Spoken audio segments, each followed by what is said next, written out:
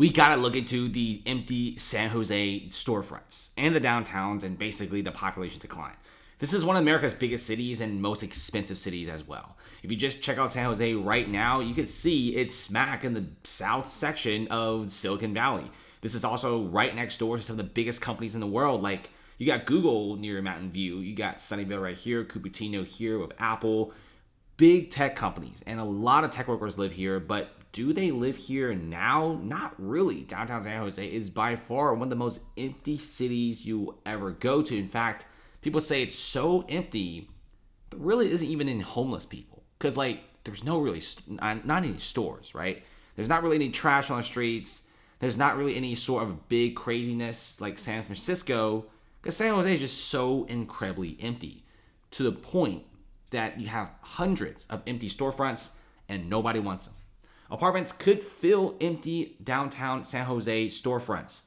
And there's already some companies and some landlords willing to do this. But then again, though, not a lot of people like to rent the first floor of an apartment building. That's just how things are. Generally, apartment buildings start at floor number 2. The first floor is retail. And I don't really think people want to live in a retail building, right? Especially if you like peek your eyes outside the window, it's just a street. And it's going to be pretty noisy. Not really the best thing to do. But right now, we're already seeing some landlords and even some companies being approved for this conversion. But the main situation is there's just not that many people in San Jose. It's basically a ghost town. It is extremely empty. And the one thing that was going to revive San Jose was going to be the massive Google project. Google's mega campus in San Jose hits a massive roadblock. Google, who's wanting to partner with Lendlease, which is an Australian construction company, they wanted to make a $15 billion real estate investment in the next 10 years in Silicon Valley. They started planning this several years ago. That was like before the pandemic. And they really wanted to build this because before the pandemic, Silicon Valley real estate was super hot. And Google knew that they need to get more employees. But now you have tech companies love to move online. You have several thousands of Google employers just working from home. And many of them are just leaving places like Silicon Valley.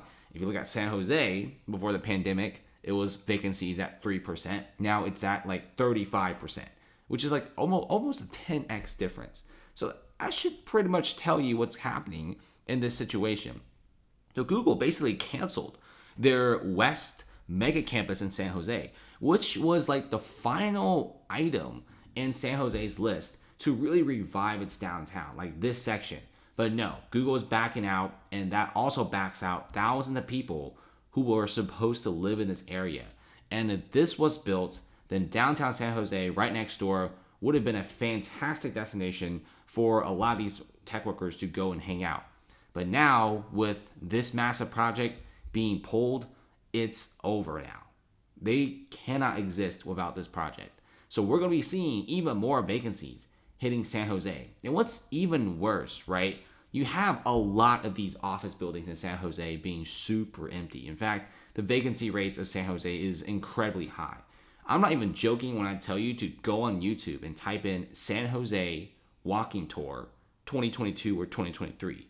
And it should show you how empty the downtown is. There's basically nobody there. There's actually more cars than people walking on the streets. Like I said in the beginning of the video, and there's so much empty space to the point there's not even any homeless people in this place. And that's just crazy. And yes, there's still some parts of San Jose that still have some people, but generally speaking, downtown is a super dead place that you don't want to go to.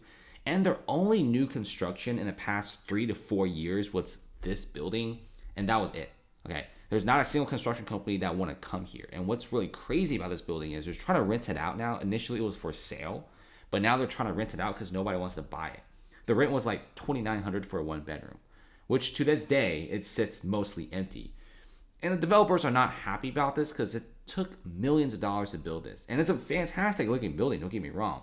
Insane amenities, really fantastic looking building. And it's all glass, it's blue. The residencies look fantastic. But here's the thing. There's barely any people left here, right? Let alone wealthy tech workers who can spend this money to buy or rent these units. And the thing about San Jose is there really isn't any sort of big plan to revive the downtown. I don't really think like the Bay Area officials really care too much about San Jose. There really isn't any going on, so they just kind of keep it empty. If you look at what's going on here, San Jose's population is also increasing. In 2022, the U.S. Census Bureau reported that San Jose has lost 42,000 residents. The city's population is declining 4.1% since 2022. This is a really scary trend. This is not normal when a city like San Jose, which is very popular in the tech sector around the world, loses 4.1% of its population. People talk about how there's like a massive exodus of people from Hong Kong, but it's only really like less than 1%.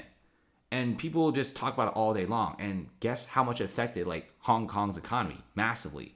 And only now are they like slowly recovering. Same thing in places like San Francisco, right?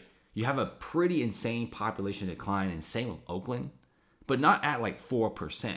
Oakland population dropped a little bit, and the rents tanked 7.2% in just a matter of a few months. So I can't imagine a city that's not even that big like San Jose losing 42,000 residents, many of them in the tech field, making six figs, just dropping out of the city and going to other places. And this is probably the reason why there's so many empty downtown San Jose storefronts that are just completely vacant. And this is very scary. You got people owning barbershops saying the same thing. There just really isn't anything coming here. It says that he opened the store in January 2022. The pandemic was starting to become, like a past ideal, and people were returning to work. And the visions outpaced reality. And 18 months in business, he has seen many neighbors just pretty much closing shop. There's a lot of really cool businesses, but there's just not that many stuff around San Jose to make people stay in the city. San Jose, yes, it's pretty cool, but it's also like kind of far as well from all like the super big tech companies. Like Apple's here, right? So that's still a pretty good commute. Google's here, Oracle is here, and a lot of companies are here, in Palo Alto. Stanford's here. So it's still like a pretty decent commute from San Jose to a lot of these places, and a lot of them see that San Jose is still pretty expensive because the landlords refuse to lower the rent. So a lot of people just stay in a lot of these places. Just like this building, right? Like rents haven't really went down. It's still pretty high. But guess what? It's like mostly empty, which is kind of sad. San Jose is a pretty good spot. It's a pretty good location. They even got like a Japanese town right next door, which is like a pretty cool place. That one is still pretty popular with tourists and locals. But downtown San Jose is completely dead, right? It just seems like America's downtowns are just not really doing so well. And I think there's going to be some pretty massive changes to get things up and rolling again. And let's see what happens, because having this many empty storefronts is a pretty scary situation to be in. Not to mention, a lot of these apartments and a lot of these storefronts are completely empty. Look at downtown San Jose and look at the amount of available commercial properties. That's crazy. Like First Street, you already have like a good, 10 to 12 storefronts empty. And that's just on one tiny little street. And that just shows you how empty and how ghost towny the situation is in San Jose. The city is really not even that big. The downtown is actually fairly small, but when you have this many empty storefronts, it's really troubling. If you go to other decent suburban downtowns, a lot of the spaces are filled up, unlike San Jose, which is mostly empty. But let's see what happens. I genuinely think they need to have some sort of big investment and big changes for this downtown place to come back to life again. But I don't know. See you later.